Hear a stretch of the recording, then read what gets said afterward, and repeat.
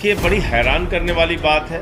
आज ये साबित हो गया कि भारत के प्रधानमंत्री वास्तव में अनपढ़ प्रधानमंत्री हैं, गैर पढ़े लिखे प्रधानमंत्री हैं। भारत के प्रधानमंत्री वास्तव में नहीं चाहते कि उनकी डिग्री के बारे में देश के लोगों को पता चले। जिस प्रधानमंत्री को 140 करोड़ लोग चुन रहे हैं, उसकी डिग्री क्या है पता नहीं चलना चाहिए। और उनकी जो डिग्री है इंटायर पॉलिटिकल साइंस, वो वाली डिग्री देश देखना चाहता है। देश के लोग हैरान है कि इंटायर पॉलिटिकल साइंस की डिग्री कहाँ है, कहाँ है, कहाँ है। कह रहे नहीं बताएंगे, नहीं बताएंगे, नहीं बताएंगे। ऐसे ऐसे बयान देते हैं हमारे प्रधानमंत्री जी। A² B² T², पता नहीं क्या क्या बोलते हैं। जाके कनाडा में हंसी मजाक उड़वाते हैं भारत का। A+B*** स्क्वायर करे तो कभी कहते हैं नाली के गैस से चाय बना लो, कभी कहते हैं सिकंदर जब बिहार में आया था तो बिहारियों ने मार के भगाया था। कभी सिकंदर बिहार गया है।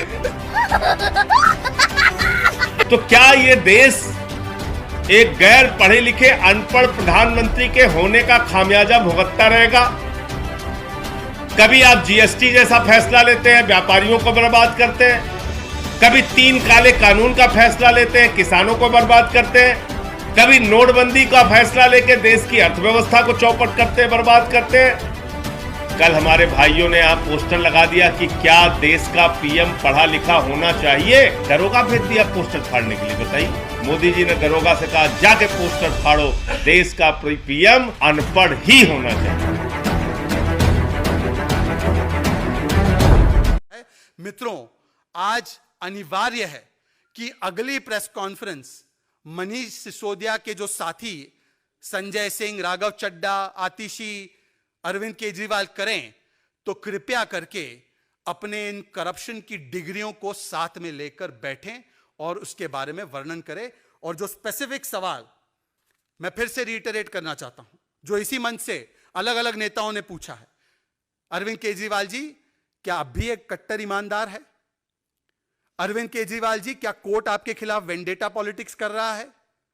अरविंद केजरीवाल जी, क्या 2.5% से 12% कमीशन को किया गया, तो क्या इस कमीशन को करने में आपने एक्सपर्ट कमेटी की रिकमेंडेशंस को नकारा था या नहीं था? अरविंद केजरीवाल जी, आपने ब्लैकलिस्टेड और मैन्युफैक्चरिंग कंपनीज को क्यों आने दिया?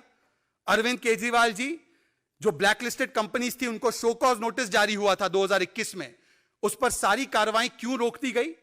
अरविंद केजरीवाल जी, क्या 6% कमीशन आपको वापस आया या नहीं आया, जिसको आपने चुनाव में लगाया, जिसके विषय में स्टिंग ऑपरेशन भी हुए हैं और वो स्टिंग ऑपरेशन भी मीडिया के माध्यम से सामने आए हैं?